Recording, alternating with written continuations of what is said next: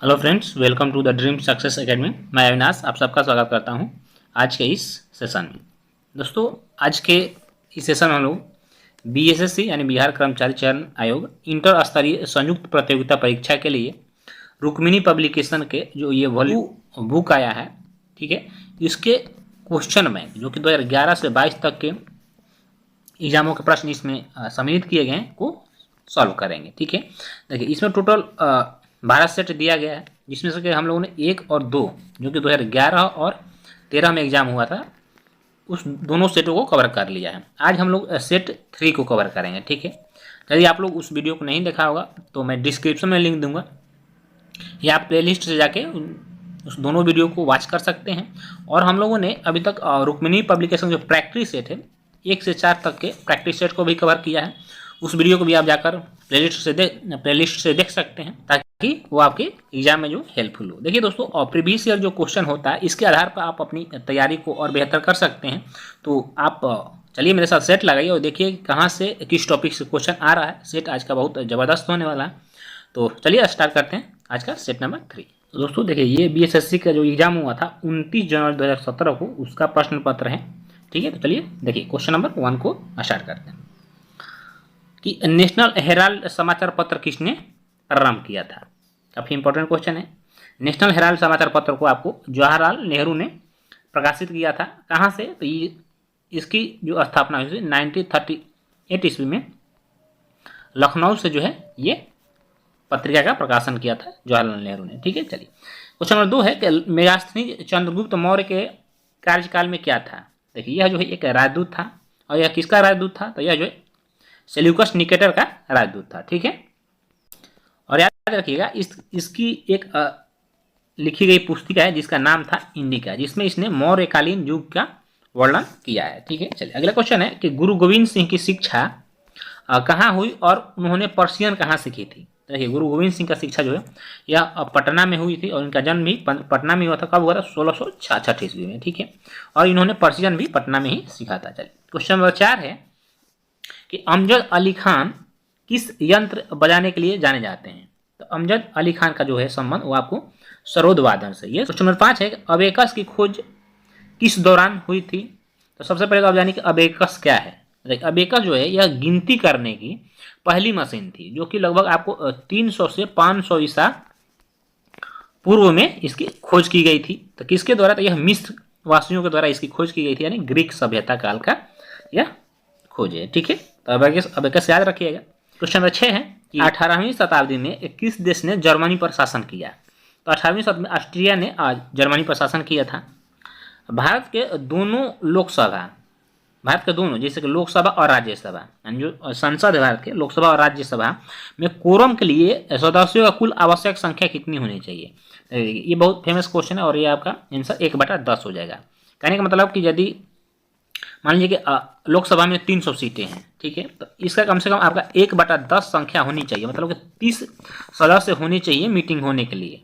यदि 30 से कम सदस्य हैं तो फिर लोकसभा को स्थगित कर दिया जाएगा। ठीक है, तो कोई भी कोरम के लिए आपको 1/10 कोरम होना चाहिए सदस्यों का। ठीक, चलिए क्वेश्चन नंबर 8 है कि साप्ताहिक शार्ली एब्दो कहाँ से प्रकाशित किया जाता था। देखिए शार्ली एब्दो जो एक पत्रिका है, ठीक है, जो कि आपको फ्रांस की राजधानी पेरिस से प्रकाशित किया जाता है। और यह जो 2006 में एक कार्टून बनाया था मोहम्मद पैगंबर पे, जिसके कारण यह जो है चर्चाओं में काफ़ी रहा था, और उस समय काफ़ी विवादों में भी यह रहा था।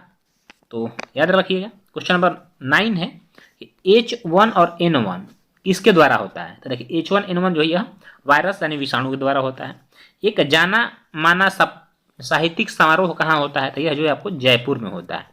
बुध से संबंधित अवसरों से जुड़े प्रतीकों में स्तूप का क्या प्रतीक है, यानी स्तूप किसका प्रतीक है। तो यह जो आपको मृत्यु का प्रतीक है। किसका? मृत्यु का प्रतीक है बौद्ध धर्म में। क्वेश्चन नंबर 12 है कि गुप्त वंश का अंतिम शासक कौन था। तो देखिए गुप्त वंश का अंतिम शासक विष्णुगुप्त था। देखिए संस्थापक जो गुप्त वंश का था वो श्रीगुप्त था। कौन?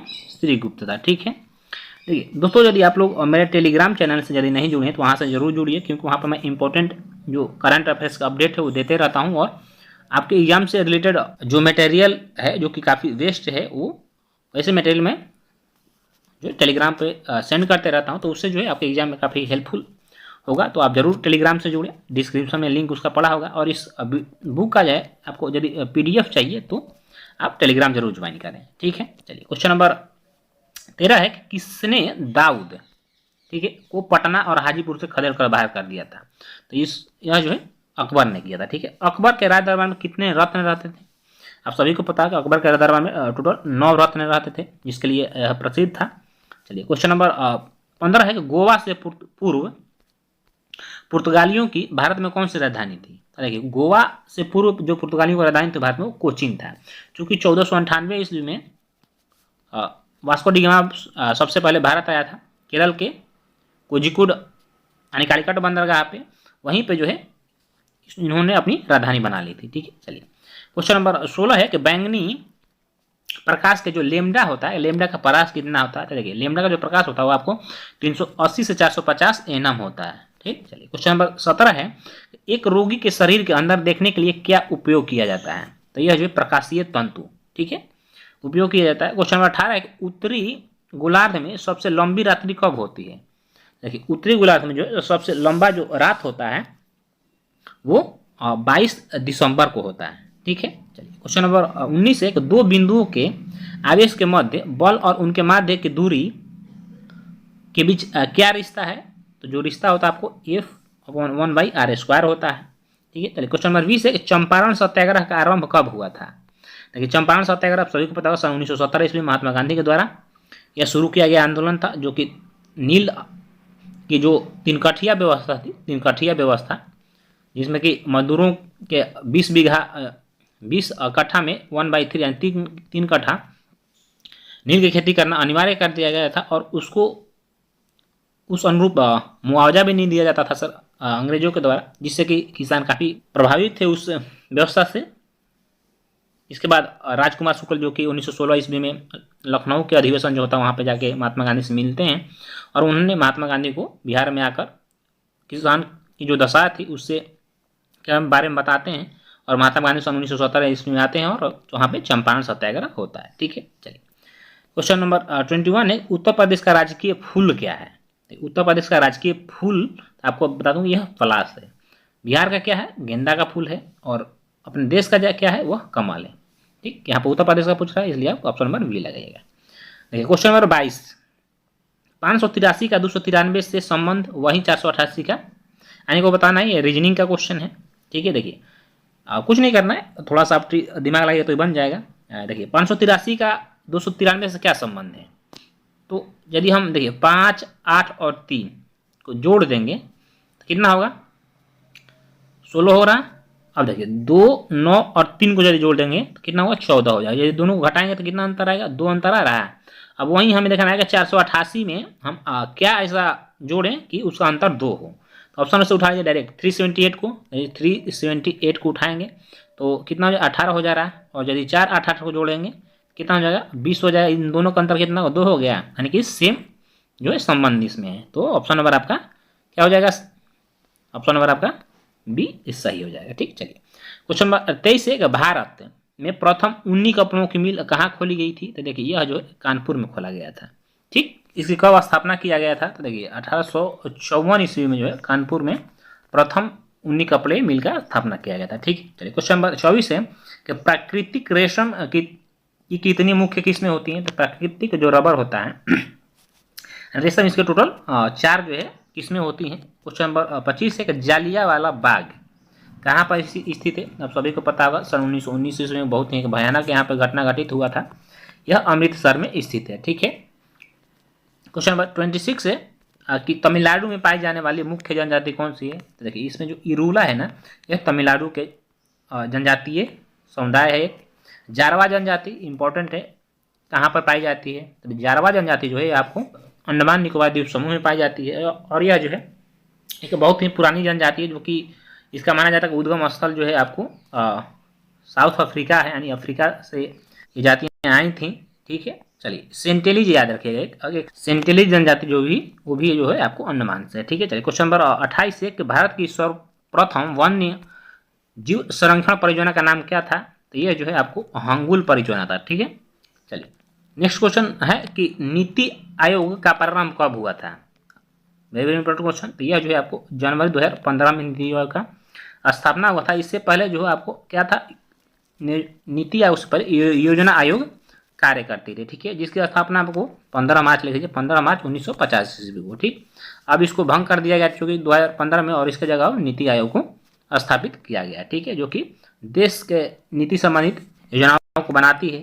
क्वेश्चन नंबर 30 है कि पौनार आश्रम के संस्थापक कौन थे। देखिए पौनार आश्रम के जो संस्थापक थे ये विनोबा भावे थे। और कब स्थापना किया गया था, तो 1938 ईस्वी में पौनार आश्रम की स्थापना किया गया था। महाराष्ट्र में इसका स्थापना किया गया, महाराष्ट्र के वर्धा जिले में, जो कि धामी नदी पे, किस नदी पे, याद रखिए, धामी नदी पे, ठीक। क्वेश्चन नंबर 31 है कि जम्मू और कश्मीर की शासकीय भाषा क्या है, तो यह उर्दू है। जापान की संसद क्या कहलाती है, तो यह डायट है। कोर्टेस, याद रखिए, कोर्टेस जो यह स्पेन की संसद है, ठीक है। चलिए अगला क्वेश्चन है कि रियाल किस देश की मुद्रा है, तो देखिए ये जो है सऊदी अरब की मुद्रा है। भारतीय झंडे में चक्र किस रंग का है, तो यह जो है नीला रंग का है। नेक्स्ट क्वेश्चन है कि वंदे मातरम का अंग्रेजी में अनुवाद किसने किया था। वंदे मातरम का अंग्रेजी में अनुवाद आपको सभी को पता है, बंकिम चंद्र चटर्जी ने किया था। एक चैत्र प्रायः किस दिन को पड़ता है, यानी एक जो चैत्र का पहला दिन होता है वह किस तारीख को पड़ता है, तो याद रखिए यह जो आपको लगभग 22 मार्च को पड़ता है, ठीक है। और यहाँ देख लीजिएगा क्वेश्चन नंबर 35 है, यहाँ पे वंदे मातरम का अंग्रेजी अनुवाद किसने किया था पूछ रहा है। तो वंदे मातरम को लिखा था बंकिम चंद्र चटर्जी ने, किंतु अंग्रेजी में जो अनुवाद किया था वो आप याद रखिएगा। यहाँ पे आंसर आपका हो जाएगा option number C, Arvind Ghosh ने इसका अंग्रेजी में अनुवाद किया था, ठीक है। क्वेश्चन नंबर 37 है, सत्यमेव जयते, ये कहाँ से लिया गया, तो यह जो है आपको मुंडकोपनिषद से लिया गया। क्वेश्चन नंबर 38 है, मार्च 2016 में गतिमान एक्सप्रेस की आजमाइशी यात्रा दिल्ली और शहर के मध्य की गई थी। देखिए करंट अफेयर से, ठीक है, उस समय का। तो इसका आंसर जो है आपको यह आगरा तक किया गया था। कहाँ से, दिल्ली से आगरा तक किया गया था। क्वेश्चन नंबर 39 है, किसका उपनाम दवाल है। आप सभी को पता होगा, यदि आप क्रिकेट के चाहते होंगे तो दवाल के नाम से जो है राहुल द्रविड़ को जाना जाता था। क्वेश्चन नंबर 40, रेड क्रॉस का मुख्यालय कहाँ स्थित है, तो यह जो है आपको स्विट्जरलैंड में स्थित है। अगला क्वेश्चन है, आनंद मठ के लेखक कौन थे, तो यह जो है बंकिम चंद्र चट्टोपाध्याय थे। तो ओडेसिटी ऑफ होप किसने लिखी है, वेरी वेरी इंपॉर्टेंट क्वेश्चन। तो ओडेसिटी ऑफ होप जो है आपको यह पूर्व राष्ट्रपति बराक ओबामा के द्वारा लिखी गई पुस्तक है। क्वेश्चन नंबर 43 है कि समय का वर्णन करते समय संक्षेप एडी का अर्थ क्या होगा। तो इसका जो अर्थ होता है एनो डोमिनी होता है। आप एडी और बीसी का नाम सुने हैं, इतना बीसी इतना एडी, तो एडी जो होता है इसका अर्थ होता है एनो डोमिनी, ठीक। चलिए क्वेश्चन नंबर 44 है, शहीद दिवस कब मनाया जाता है।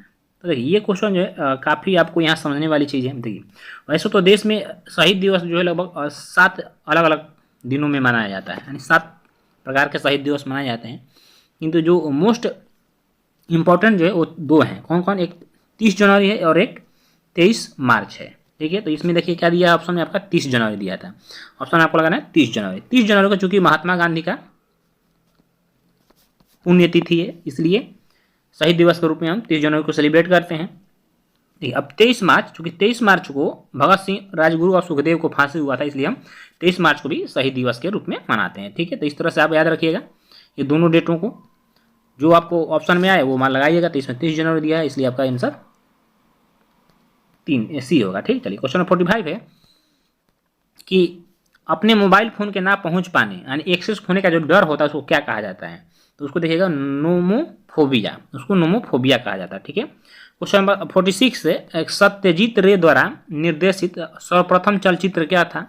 ये देखिए यह जो है पाथेर पंचाली था, जिसकी निर्देशन जो है यानी यह फिल्म जो बनी थी वो 1929 ईस्वी में बनी थी।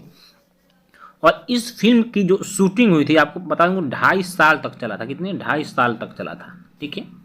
इसमें एक निर्धन लड़के का कहानी है। क्वेश्चन नंबर 47 है कि भारत का सबसे बड़ा संग्रहालय कौन सा है। तो यह जो है आपको कोलकाता संग्रहालय है। पंचतंत्र किसने लिखा, तो यह विष्णु शर्मा ने लिखा। क्वेश्चन नंबर 49 है कि कौन उसके आयुर्वेद के ज्ञान के लिए प्रसिद्ध था। तो आप धनवंतरी को जानते होंगे, यह आयुर्वेद के लिए प्रसिद्ध थे, यानी यह चिकित्सक थे। आईपीएल का प्रारंभ कब हुआ था। आईपीएल का जो शुभारंभ होता है सन 2008 में हुआ था। और सर्वप्रथम विजेता कौन था, तो यह राजस्थान रॉयल्स था। राजस्थान रॉयल्स ने सर्वप्रथम आईपीएल का खिताब जीता था, जो कि 2008 में हुआ था। 51 है कि लाइपेज द्वारा वसा के जलीय अपघटन पर क्या मिलता है? तो देखिए ये वसीय अम्ल और ग्लिसरॉल मिलता है। क्वेश्चन नंबर 52 है कि भारतीय मानक समय ग्रीनविच माध्य समय से कितना आगे है? तो यह जो है आपको सभी को पता क्या 5.5 घंटा आगे है। दुनिया का सबसे बड़ा दलदल यानी गीला स्थान कहाँ पर है? तो यह एशिया में है। ठीक, मानचित्र में समुद्र की समान गहराइयों को जोड़ने वाली रेखा को क्या कहते हैं? तो समुद्र की जो समान गहराइयों को जोड़ता है उसको हम आइसोबाथ कहते हैं। क्या? आइसोबाथ कहा जाता है। ठीक, चलिए क्वेश्चन नंबर 55 है कि एक ठंडी और शुष्क वायु है, बताना है आपको। देखिए हरिकेन, टोर्नेडो और साइक्लोन ये गर्म वायु है। बोरा जो है यह एक शुष्क वायु है जो कि यूगोस्लाविया, याद रखिए, जो कि यूगोस्लाविया के एड्रियाटिक जो तट है, एड्रियाटिक समुद्री तट पे चलता है, इसलिए याद रखिएगा। क्वेश्चन नंबर 55 के ऑप्शन नंबर सी। 56 है वह नदी जो दिल्ली में बहती है। तो दिल्ली में कौन सी नदी बहती है? तो दिल्ली में जो है आपको यमुना नदी बहती है। ठीक है, चलिए क्वेश्चन नंबर 57 है कि इरावदी नदी किसमें गिरती है? इरावदी नदी किसमें गिरती है? तो इरावदी जो है आपको बता दूं कि यह म्यांमार की एक प्रमुख नदी है जो कि म्यांमार को 2 भागों में बांटती है और यह बंगाल की खाड़ी में आपको जाकर गिरती है। ठीक है, क्वेश्चन नंबर 58 है कि नदी का एक उथला विस्तार जो नाव पर या गाड़ी से पार किया जाता है उसे क्या कहा जाता है? तो उसको जो है आपको रीफ कहा जाता है। क्या? रीफ कहा जाता है।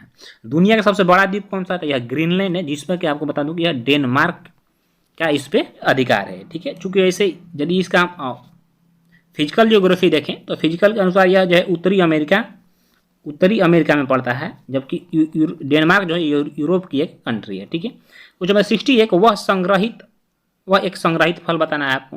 तो सबसे पहले तो आप जानिए कि संग्रहित फल कौन सा होता है। देखिए जो फूल होता है ना, जब यह फूल पूर्ण रूप से यानी पूरा फूल जब फल बन जाता है, वैसे फलों को हम संग्रहित फल कहते हैं। यानी फूल है, पूरा फूल फल बन गया, ऐसे फल को हम संग्रहित फल कहते हैं। तो इसमें जो है आपको सहतूत होता है और जो अनानास होता है, यह जो है आपको संग्रहित फल के अंतर्गत आ जाएंगे। ठीक, चलिए क्वेश्चन नंबर 61 है कि बज शहर कहाँ स्थित है? बज शहर जो है कहाँ स्थित है? यह जो है ऑस्ट्रिया में है। कहाँ? ऑस्ट्रिया में। 62 है कि UT + ½ AT स्क्वायर चिन्हों का अर्थ सामान्य, इसका आयास क्या है? आयाम क्या है बताना है आपको। तो इसका आयाम जो हो जाएगा आपको ये लंबाई हो जाएगा। ठीक, चलिए 63 है कि शाखीय भौतिकी के नियम इन कणों पर लागू होते हैं जिनका आकार कितना होता है? जिनका आकार 10⁻⁻6 m होता है, उस पर यह जो है नियम लागू होता है। ठीक है दोस्तों, यदि सेशन अच्छा लगता तो प्लीज़ लाइक ज़रूर करें, क्योंकि आप वीडियो देखते हैं और लाइक नहीं करते। लाइक ज़रूर किया करें, उससे हमें मोटिवेशन मिलता है। और साथ साथ यदि अच्छा लगे इस सेशन तो चैनल को सब्सक्राइब भी करें। 64 देखिएगा, एक कार है, एक पहिया जो सड़क पर चल रहा है। एक कार का एक पहिया जो सड़क पर चल रहा है तो किस तरह का घर्षण करता है? सबसे पहले वो स्थैतिक घर्षण रहेगा, यानी स्थिति के अनुरूप रहता है। इसके बाद उसमें काइनेटिक एनर्जी लगता है, फिर वह रोलिंग घर्षण करने लगता है। तो इस तरह से आपका ऑप्शन नंबर बी सही हो जाएगा। ठीक, चलिए क्वेश्चन नंबर 65 के ध्वनि की गति भी और माध्यम का घनत्व तो पी के मध्य कौन सा रिश्ता है? ठीक है, तो इसका जो आपका आंसर हो जाएगा V²/1/P हो जाएगा। ठीक है, option number A. 66 Guru Nanak का जन्म कहाँ हुआ था? तो गुरु नानक का जन्म जो तलवंडी में हुआ था। अंग्रेजों ने बहादुर शाह द्वितीय को देश से निकाला और कहाँ भेज दिया था? तो बहादुर शाह जफर जो थे यह आपको मुगल वंश के अंतिम बादशाह थे। क्या? मुगल वंश के अंतिम बादशाह थे, जिसे अंग्रेजों ने निकालकर रंगून यानी कि वर्मा में भेज दिया था। अभिज्ञान शकुंतलम का प्रथम अंग्रेजी अनुवाद किसने किया था?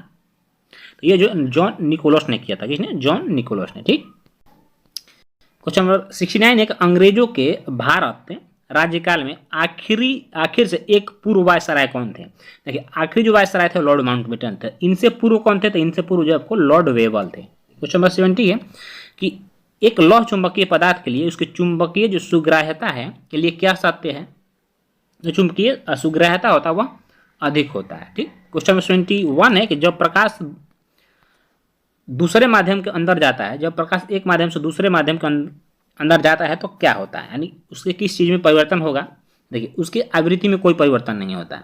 ठीक है, यानी ऑप्शन नंबर बी आपका सही हो जाएगा। ठीक है, चलिए क्वेश्चन नंबर 72 है और देखिए 72 और यहाँ से जो है आपके मैथ और रीजनिंग के प्रश्न दिए गए हैं। हम लोगों ने जीके तथा जीएस के जितने भी प्रश्न थे उसको कवर कर लिया। सेशन कैसा लगा दोस्तों कमेंट कर जरूर बताइएगा। और आप लोगों ने टोटल 22 क्वेश्चन जो था इसमें कितने स्कोर सही किया, आपको अपना स्कोर को जरूर पिन करिए कमेंट में। और इसका यदि है आपको मैथ और रीजनिंग बनाना है तो इसका आप PDF जरूर प्राप्त करें। इसके लिए आप टेलीग्राम ज्वाइन करें, वहाँ से आपको इसका PDF मिल जाएगा जहाँ से आप मैथ और रीजनिंग के प्रश्न को सॉल्व कर सकते हैं। ठीक है, तो चलिए फिर मिलेंगे इसके नेक्स्ट सेशन में। तो अपना फीडबैक जरूर दीजिएगा और किसी भी प्रकार की यदि क्वायरी जो है आपकी तो आप कमेंट बॉक्स में जरूर कमेंट करें, मैं उसका आंसर देने का कोशिश करूँगा। चलिए फिर मिलते हैं। जय हिंद, वंदे मातरम।